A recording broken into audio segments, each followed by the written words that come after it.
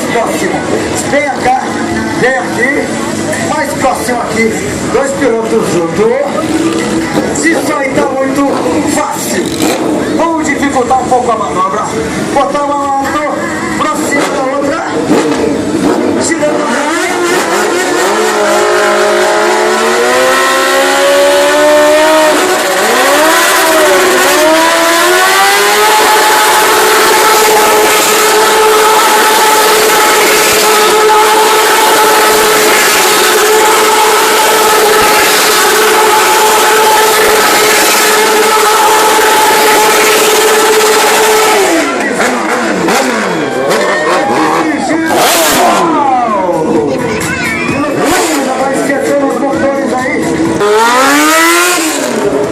já está campeão sul brasileiro de Willy, piloto Rodrigão, vem demonstrar um pouco das palavras de Willy, que estão andando com a roda dianteira, ou traseira, em cima da RL 180 graus.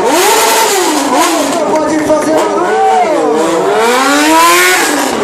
RL tirando no final da pista.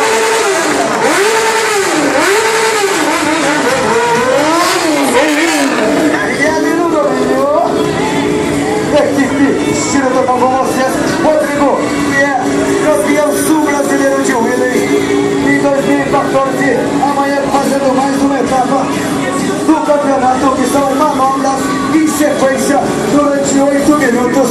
Agora, agradecendo a todos vocês que vieram aqui, muito obrigado a todos os Rodrigão aí, nesse agradecimento especial, manobra surf-roll diferenciado. Esse é o piloto Rodrigão aí. Agora sim, piloto da cá, quando se preparar para entrar para a pista. Surf Rony, agradecimento a todos vocês, obrigado. Muita graça, muita graça. Uma das do Brasil, piloto Leca, uma das únicas mulheres a fazer show de manobra.